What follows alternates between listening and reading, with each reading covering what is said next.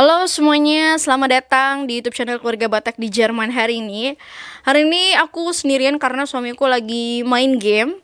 Mungkin kalian merasa aku ngomongnya kecepatan, mohon maaf. Tapi kalau misalkan aku ngomong terlalu lambat, takutnya apa yang ada di pikiran aku tiba-tiba langsung ngeblank gitu. Jadi mendingan ngomongnya agak sedikit cepat. Nanti mungkin kalau misalkan kalian merasa aku ngomong terlalu cepat kan bisa dibikin agak sedikit lambat ya. Oke, aku masih pengen ngejawabin komentar nih. Jadi spesial banget podcastnya hari ini yaitu jawabin komentar. Jadi ini dari orang yang sama sebenarnya, dari orang yang sama tapi di video yang dari orang yang sama dan di video yang sama. Jadi dia komentar gini, boleh share dong kak, gimana cerita pengalaman selama kursus buat belajar bahasa di sana plus cara dapat walinya. Kalau cara dapat walinya, oh wali menikah ya. Kalau wali menikah ini aku kebetulan kenal orang ini, kakak Mei ini dari salah satu dari abangku yang tinggal di Medan. Karena kebetulan dia punya kursus bahasa Jerman. Oke. Dan kakak Mei ini adalah mantan muridnya si abang ini gitu. Jadi kalau misalkan kalian tinggal di Jerman, kalau misalkan kalian tinggal di Medan, terus pengen les bahasa Jerman, kalian bisa datang ke Jerman Medan Center. Instagramnya juga sama, Jerman Medan Center. Itu yang ngajar itu saudaraku sendiri, saudara kandung. Jadi kalian jangan takut. Satu keluarga itu semua bisa bahasa Jerman. Kenapa? Karena amang boruku itu dulu adalah seorang pendeta di Jerman. Jadi mereka itu sempat tinggal di Jerman dulu. Oke, jadi kalau ngomongin gimana cerita pengalaman selama kursus buat belajar bahasa Jerman. Ini mohon maaf ya agak silau, gak apa lah ya, kalian biar nggak terlalu sering-sering lihat muka aku, jadi agak dibikin silau sedikit materi di sana. Oke, pengalaman belajar bahasa Jerman. Aku pertama kali belajar bahasa Jerman itu di tahun 2016 di Goethe Institute Jakarta. Aku ngambil kelas yang 2 kali dalam seminggu dan di hari Selasa dan Kamis. Dan di saat itu aku ngerasa bahwa aku adalah manusia terbodoh di kelas itu. Sama sekali gak nyambung, sama sekali gak bisa. Karena ya nggak tahu kenapa kayak belum merasa bahwa bahasa Jerman itu sangat penting untuk aku. Makanya kayak nggak masuk ke dalam otak. Terus dapat teman sebangku yang kayaknya pelit banget sama ilmu. Kecuali ya kalau misalkan saat ujian it's okay lah lu pelit sama gue, tapi kalau misalkan di sehari-hari terus gue nanya, please lah bantu gue gitu kan. Makanya itu kenapa kalau misalkan ada orang yang bertanya tentang bahasa Jerman, gramatik bahasa Jerman, saya tidak mau pelit ilmu. Kecuali pada saat ujian saya akan jadi orang yang sangat pelit dengan ilmu. Karena saya pernah punya pengalaman, nanti saya akan cerita juga mungkin pengalaman tersebut. Jadi ya itu dia, pengalaman pertama belajar bahasa Jerman di tahun 2016 itu sama sekali tidak ada yang masuk ke dalam otak. Hanya tahu der, die, das, terus ich, wir, du, gitu-gitu aja gitu. Tapi kalau yang secara luas itu enggak, karena memang kan pada saat itu pelajaran cuman A1.1 sampai A1.2 dan itu kok mahal banget belajar bahasa Jerman di situ ya. Ya. Terus apalagi teman-temannya orang kaya semua dan gue cuman waiters bro, gue cuman waiters. Tapi gue bisa dapet teman-teman yang wow gitu kan, anak-anak orang kaya. Terus selanjutnya saya belajar bahasa Jerman lagi di tahun 2017, itu di bulan April sampai bulan Mei. Ya, April sampai Mei. Itu ngambil kelas yang setiap hari, sama tempatnya di Goethe Institute Jakarta juga. Itu belajar dari pagi sampai siang. Dan disitulah baru bener-bener masuk pelajaran bahasa Jerman.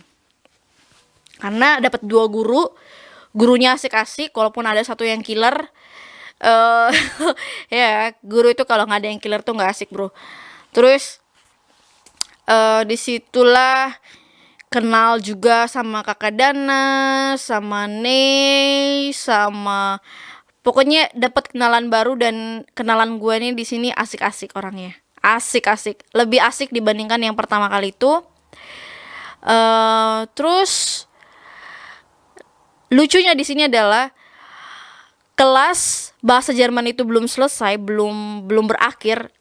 Saya ini udah nekat untuk ngambil kelas sertifikat. Bukan kelas sertifikat, ujian sertifikat.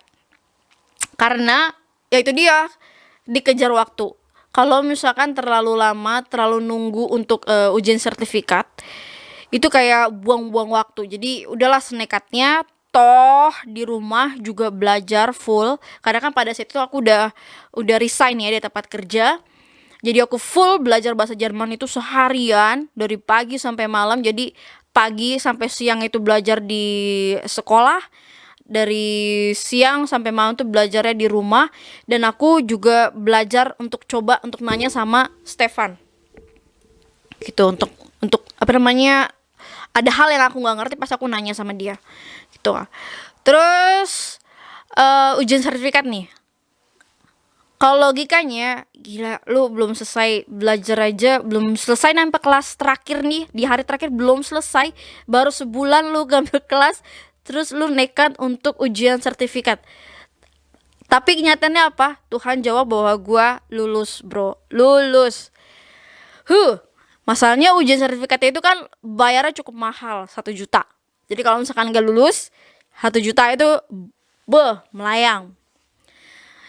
Masalahnya aku nggak punya duit banyak, jadi kalau misalkan kalau nggak lulus kayak berasa, oh duit 1 juta melayang gitu aja. Begituan lulus akhirnya bisalah ngajuin visa untuk pindah ke Jerman. Terus sampai di Jerman, ternyata suami belum mengizinkan untuk masuk kelas kursus bahasa Jerman. Kenapa? Karena dia berpikirnya nanti kan Desember kita mau ke Indonesia sebulan. Nanti takutnya kalau misalkan gue udah ngambil kelas duluan, terus kebentur nih sama jadwal kita yang mau ke Indonesia gitu di Desember itu. Karena kita nikah Agustus, kalau misalkan saya ngambil kelas di bulan September, otomatis akan sedikit terganggu di bulan Desember sampai Januari itu. Jadi mendingan nanti ngambil kelasnya itu setelah kita balik dari Indonesia. Jadi selama dari bulan Agustus sampai Desember ini saya tidak belajar di kelas, tapi belajar langsung di dunia nyata, di mana saya udah tinggal di Jerman. Jadi mau nggak mau kalau ke supermarket itu saya sering memperhatikan suami saya. Terus nama-nama barang yang di supermarket itu sering saya perhatikan. Ini produk apa sih? Terus kalau misalkan di bus nih, mau naik bus itu suami saya ngomong apa sih sama supir gitu. Terus misalkan nonton acara TV itu pasti akan ada untertitel dalam bahasa Jerman. Dalam bahasa, iya. Jadi apa namanya, si TV-nya itu mereka itu ngomong pakai bahasa Jerman.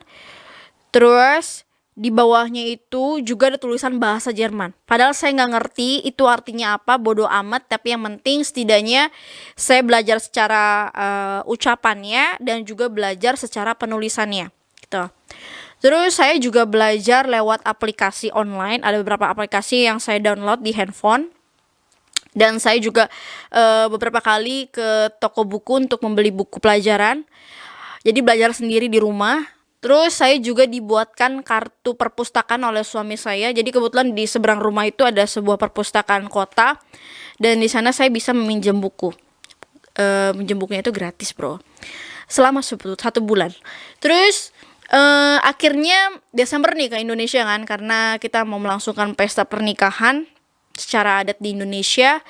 Dan Januari saya balik, Februari itu sebentar. Bentar. Oh, bentar. Jadi bulan ini untuk pemberitahuan untuk kalian yang misalkan kalian baru pindah ke Jerman, itu kan kalian pakai visa nasional. Sebelum 90 hari masa visa nasional kalian berakhir, segera datang ke Ausländerbehörde untuk membuat EAT. Oke, EAT itu kayak residence permit kalian gitu. Jadi izin kalian tinggal di Jerman itu pakai EAT atau Elektronische Aufenthaltstitel. Nah, pada saat kalian pengajuan EAT, kalian juga ngomong sama mereka dari Ausländer itu kalau kalian ingin kursus bahasa Jerman, atau mereka akan menyarankan kalian untuk ambil kursus bahasa Jerman, oke? Nah, terus dari Ausländer ini kita disarankan ada 2 tempat, yaitu di IB sama di VHS. Nah, kebetulan yang paling dekat sama rumah itu yang IB itu. Jadi kita mau ngambil yang IB. Nah, terus pas kita datang, kebetulan mereka juga belum buka kelas untuk level A2, karena kan aku berpikirnya di Indonesia aku udah menyelesaikan A1, jadi aku pengen lanjut A2. Tapi ternyata mereka belum buka kelas, dan puji Tuhan sekali ini memang waktu Tuhan itu adalah waktu yang terbaik. Jadi kayak sejalan gitu dengan keinginan suami dengan dari IB-nya ini ternyata sejalan. Pada saat aku balik ke Jerman, itu aku disuruh tes sama IB, sudah level manakah bahasa Jerman aku. Ternyata memang level aku sudah level A2. Jadi sebenarnya aku loncat, harusnya kan A1, A1.1, A1.2, ada A1.3, tapi aku tidak melalui A1.3. Aku langsung dikasih kesempatan untuk loncat ke A2 langsung. Itu bulan Februari aku tes, Februari awal aku tes, Februari pertengahan aku udah masuk kelas. Dan aku mendapatkan 2 guru. Gurunya ini native speaker, orang Jerman asli sama orang Rusia. Yang orang Rusia ini dia belajar bahasa Jerman itu udah selama 25 tahun, guys. Silau ya. Terus di sini guru yang bahasa Jerman dari Jerman aslinya itu saat dia menerangkan, jujur aku ngantuk, kayak nggak masuk dalam otak, kayak dia tuh ngomong kayak kumur-kumur gitu. Tapi pada saat guru aku yang orang Rusia ini ngajar,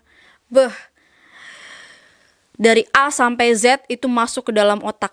Itu gokil, itu guru yang benar-benar terniat yang pernah aku lihat dari sepanjang hidup aku, dari aku sekolah di Indonesia, dari SD, SMP, SMA, terus aku les di Indonesia. Baru dialah guru yang benar-benar terniat banget sampai membuat konsep pengajaran, terus cara pengajar yang mudah dimengerti. Walaupun PR-nya ini banyak, tapi apa yang dia ajarkan dari A sampai Z ini masuk ke dalam otak aku, bener-bener masuk. Dari situlah aku mulai suka untuk belajar bahasa Jerman. Karena aku ini tipikal orang yang gurunya nih kayak gimana dulu nih, asik nggak nih? Kalau misalkan asik, berarti enak ngajarnya, pasti gampang nangkepnya, dan dia akan jadi guru favorit gue. Tapi kalau misalkan udah gurunya bikin ngantuk, terus ngajarin hanya cuma buat 1 orang, aduh nggak deh. Jauh-jauh. Dan dia ini tipikal orang yang ngajar buat benar-benar buat semua orang gitu. Jadi dia nggak ngajar hanya untuk orang yang pinter aja, tapi orang-orang yang masih belum ngerti pasti bakal di-push sama dia, bakal didorong sama dia untuk bisa ngerti gitu. Dan cara pengucapan bahasa Jermannya dia itu benar-benar gampang dimengerti. Terus kalau misalkan ada yang nanya, ini tuh sebenarnya artinya apa sih? Dan dia bisa memberikan penjelasan sampai kita ngerti. Mungkin ini diakibatkan karena dia memang mengerti gitu kan, betapa sulitnya bahasa Jerman ini. Jadi dia mengajarkan sampai kita benar-benar ngerti. Dia udah tahu seluk-beluknya ini susahnya di mana, terus gimana cara kita nangkep supaya kita ngerti apa yang dia ajarin. Dan gila, itu guru tergokil yang pernah saya lihat dalam sejarah hidup saya. Setiap hari itu pasti ada PR. Tidak ada PR yang diberikan oleh dia. Dan itu PR benar-benar banyak banget. Mungkin karena dia pernah punya pengalaman mengajar untuk calon-calon mahasiswa di universitas di Jerman. Makanya dia kayak ngajarin kita itu memberikan PR untuk kita itu kayak berlapis-lapis PR-nya. Ada PR mendengarkan, ada PR membuat surat, terus gramatik, pokoknya segala jenis PR tuh pasti dia berikan. Selama aku belajar bahasa Jerman, baru dialah yang membuat aku tergila-gila dengan bahasa Jerman. Dari dialah aku mulai jatuh cinta untuk belajar bahasa Jerman. Sampai aku tuh pernah punya keinginan untuk menjadi guru bahasa Jerman. Terus apalagi ya, Aku les di sana itu, oh ya, for information aja, kalau misalkan kalian mau les di Jerman dan kalian menikah dengan warga negara Jerman, pada saat kalian pengambilan kursus dari A1, misalkan kalian mau lihat mau A2, sorry, A2 sampai B1 di Jerman itu, kalian harus membayar 50%. Jadi kalau misalkan kalian membayar 100%, itu tandanya kalian tidak mencari informasi, tidak bertanya, ya. Kalian harus banyak bertanya, harus banyak mencari informasi, karena itu duit, ya. Itu duit, ya. Kalau misalkan kalian banyak duit, it's okay kalian buang-buang uang. Tapi kalau buat saya, kalau segala satu saya bilang anggap mahal, saya lebih baik untuk menyimpan uang, ya kan. Karena kalau misalkan saya harus membayar full, kalau saya tidak mencari informasi, tidak bertanya, itu saya akan bayar sebanyak 400 euro. Jadi bisa kalian bayangkan, 1 bulan 400 euro, itu sudah sekitar 6 juta rupiah hanya untuk kursus bahasa Jerman. Oke, itu belum buku loh. Kalau misalkan kalian banyak mencari informasi, bertanya, dan mencari tahu, itu kalian hanya bayar 200 euro setiap bulan. Otomatis kalian akan save money, akan simpan uang sebanyak 200 euro. Oke. Dan dari A2 sampai B1 itu bukan masalah 1 bulan 2 bulan, bro.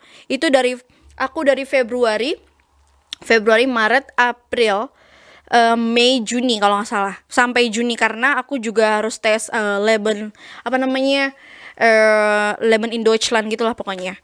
Dan ya itu dia, itu semua aku bayar 50%.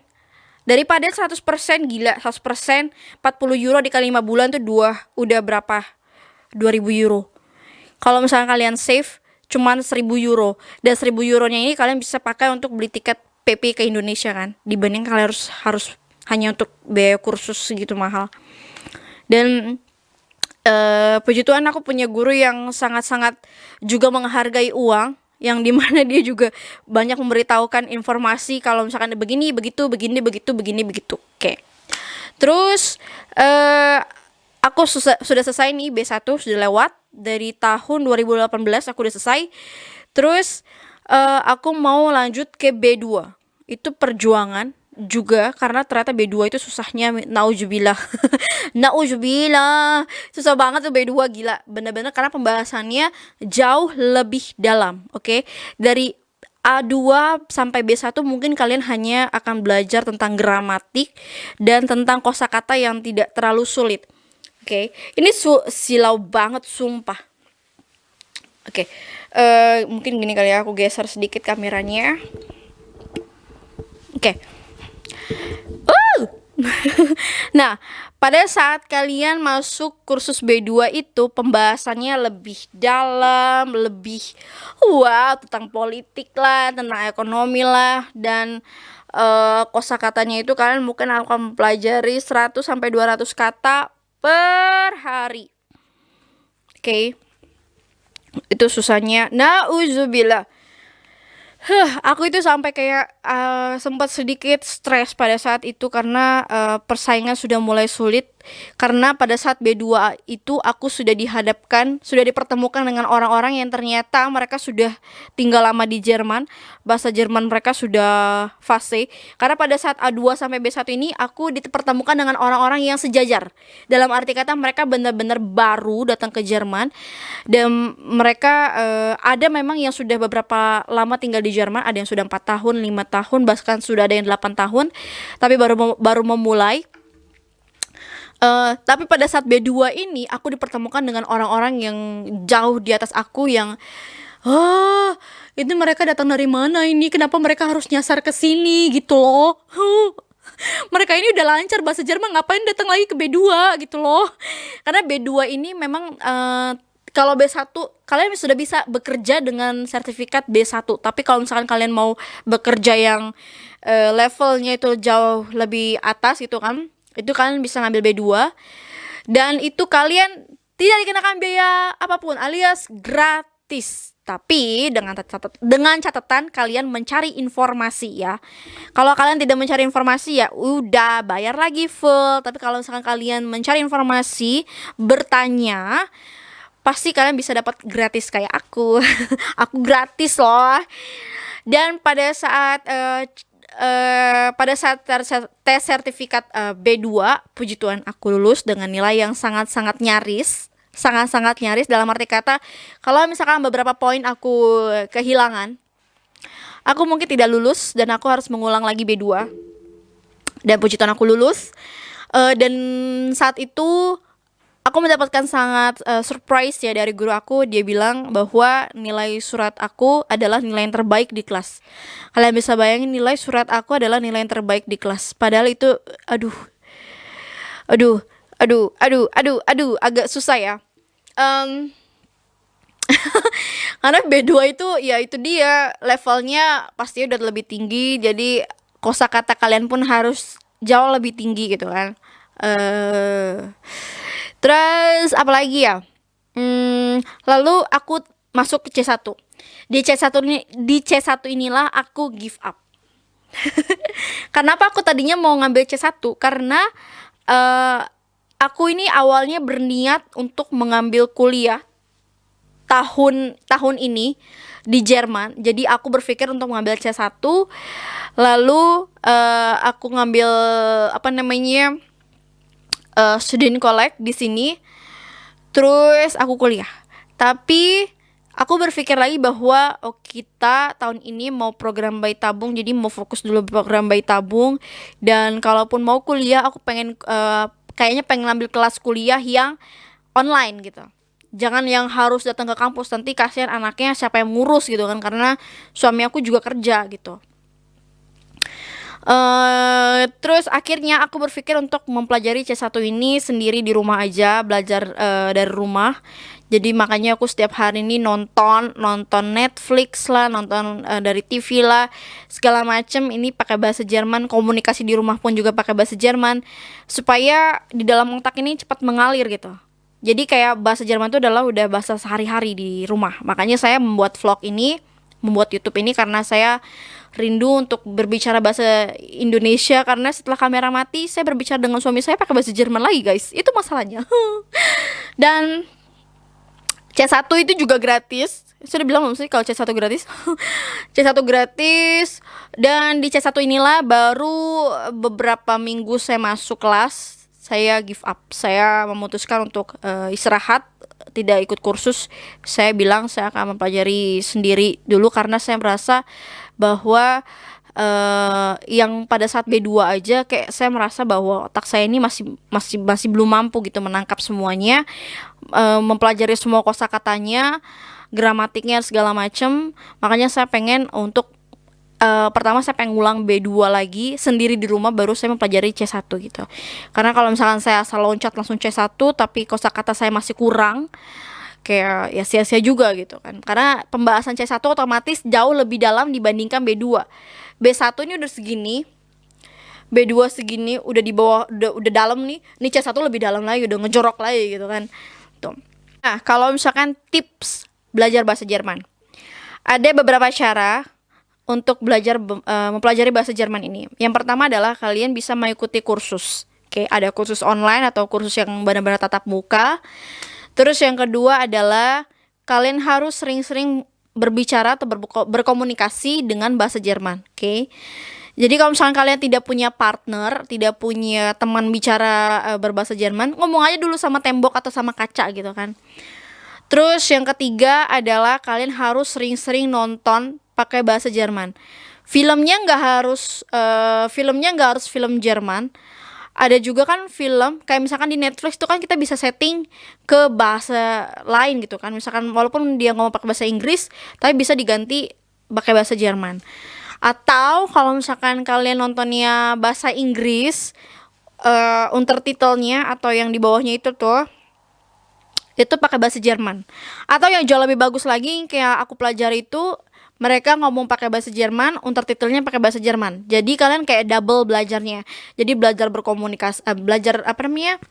berkomunikasinya sama belajar penulisan kosakatanya gitu. Terus yang keempat adalah sering-sering download download aplikasi, karena banyak banget aplikasi dari App Store atau dari Play Store untuk belajar bahasa Jerman gitu ya. Jadi ada banyak kok, aku juga masih punya loh belajar aplikasi bahasa Jerman. Banyak-banyak guys, tenang aja. Terus Apalagi ya, buku latihan kalau misalkan kalian gimana ya, aku saranin kalian juga punya buku latihan gitu sih, karena atau kalian misalkan nyari dari Google terus kalian print, terus kalian tempel di kamar kalian kek atau di mana kek gitu, gramatik bahasa Jerman. Jadi kalau misalkan kalian mau tidur gitu, kalian masih bisa sempat-sempatnya untuk baca di dinding. Karena ini ini yang aku lakuin ya, ini yang aku lakuin. Aku punya dua papan tulis kecil. Jadi setiap aku belajar gramatik baru dalam bahasa Jerman atau kosakata baru, pasti aku akan tulis di apa namanya, di papan tulis itu gitu. Jadi setiap malam aku mau tidur, aku masih sempat-sempatin baca, walaupun sekilas gitu, 2 menit 3 menit sambil tiduran gitu kan, baca terus ya udah bisa masuk dalam otak. Terus pagi-paginya pas bangun tidur, aku masih sempat-sempatin untuk baca dulu apa yang tertulis di papan tulis hari itu gitu kan. Jadi masih sempat belajar sebelum dan pas bangun tidur gitu. Terus karena aku suka musik, aku suka dengerin lagu pakai bahasa Jerman. Tapi tidak semua jenis musik aku suka, karena aku suka banget lagu-lagu yang gospel gitu kan. Nah, aku dengerin lagu gospel yang dalam bahasa Jerman gitu. Makanya agak sedikit bingung di gereja pada saat Natal, padahal Natal 2018 itu kan kita ngerayain di Jerman ya. Itu padahal bahasa Jerman aku belum fasih, nggak fasih malah. Terus tapi aku tahu lagu, kalau kalian tahu lagunya Putri Sion, nah aku udah tahu tuh di dalam bahasa Jerman. Nah, kita kan di Indonesia ini kalau Natal kan udah biasa lah nyanyiin lagu Putri Sion. Nah, mereka ini di Jerman ini kayak masih ragu-ragu gitu nyanyinya kan. Jadi aku dengan lantang aku bernyanyi, padahal aku nggak fasih bahasa Jerman, tapi setidaknya aku tahu lagu ini, aku tahu juga kosakatanya dalam bahasa Jermannya, dan aku ya udah cuek-cuek aja gitu, aku nyanyi gitu kan. Jadi suaraku lah yang pada saat ini paling keras di gereja. Terus apalagi ya, itu dia sih, berkomunikasi juga, ini paling penting juga sih, berkomunikasi langsung dengan orang yang bahasa ibunya adalah bahasa Jerman gitu. Dengan siapa ya? Kalau aku sih pastinya dengan Stefan ya. Setiap hari aku pakai bahasa Jerman dengan dia, walaupun bahasa Jerman dia ini juga ala kadut, karena orang Jerman itu sama kayak orang Indonesia. Oke? Okay?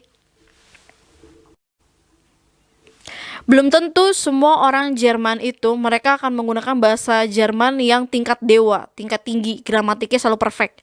Sama kayak orang Indonesia kan, pasti bahasa Indonesianya mereka juga acak adut gitu kan. Mereka nggak bahasa Indonesia yang baik dan benar. Kayak contohnya saya walaupun orang Indonesia, tapi ketika saya berbicara dalam bahasa Indonesia, belum tentu bahasa Indonesia saya ini sangat perfect gitu kan, tingkat dewa, tingkat tinggi gitu. Nah, sama orang Jerman juga gitu, mereka juga tidak menggunakan bahasa Jerman yang gramatiknya sangat perfect. Terus apalagi ya, oh ya, saya menunjukkan sama kalian semua apa yang sudah saya perbuat. Apa yang sudah saya perbuat. Oke, saya geser dulu mikrofonnya. Ini mohon maaf ya silau ya, karena saya juga nggak mau menampilkan wajah saya secara full hari ini. Muka saya hari ini kayak nggak banget gitu. Jadi inilah tulisan-tulisan saya pada saat saya kursus semua. Ini dari surat-surat segala macam. Ini masih ada lagi guys, masih ada 3 folder lagi. Ini juga tulisan saya di folder ini. Gak tulisan saya juga sih, ada tugas yang dari guru, terus saya kerjain. Semua gramatik ada di sini, pokoknya semuanya ada di folder-folder ini. Semua yang saya lakukan dari A2. Kalau yang A1 itu bukunya saya tinggal di Indonesia dan sudah saya berikan kepada teman saya. Saya tidak bawa ke Jerman.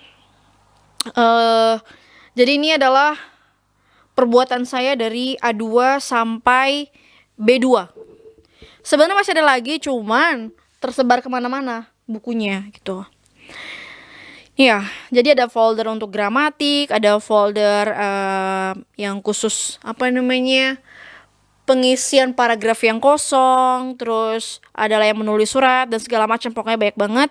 Dan rencananya kalau misalkan kalian setuju, kalau kalian mau belajar, bener-bener mau belajar bahasa Jerman, saya akan sangat bersedia untuk mempublish apa yang sudah saya tulis, surat-surat semuanya ini ke blog saya pribadi. Kalian bisa follow di blog saya, Keluarga Batak di Jerman. Apa sih nama blognya? Aduh, gue aja lupa nama blog gue. Gila. Men, silau men. Nah ya guys, kalau kalian mau ya, kalau kalian mau belajar, kalau misalkan kalau di komentar nanti nggak ada yang nulis, nggak ada yang komen, kalau nggak ada yang mau belajar ya udah, berarti nggak saya publish. Ini hanya untuk yang mau aja. Kalau kalian mau ya berarti akan saya publish. Keluarga Batak di Jerman .blogspot.com ya. Jadi kalau kalian mau silahkan berkomentar. Nanti saya akan sangat-sangat bersedia untuk mempublish semua yang saya kerjakan ini satu persatu ya, nggak langsung satu hari semua saya publish. Satu persatu saya akan publish surat-surat yang saya tulis dalam bahasa Jerman. Dan kuncinya nih ya, kunci ketika kalian pengen menulis surat dalam bahasa Jerman, posisikan diri kalian ada dalam surat tersebut. Jadi kalian jangan mengarang yang terlalu berlebihan, terlalu lebay, terlalu Ini kunci ya, kenapa makanya saya mungkin dapat nilai terbaik. Padahal ini bukan, yang menilai ini bukan dari guru saya, tapi justru dari pusat, dari BAMF. Mereka yang menilai. Jadi surat yang saya tulis itu adalah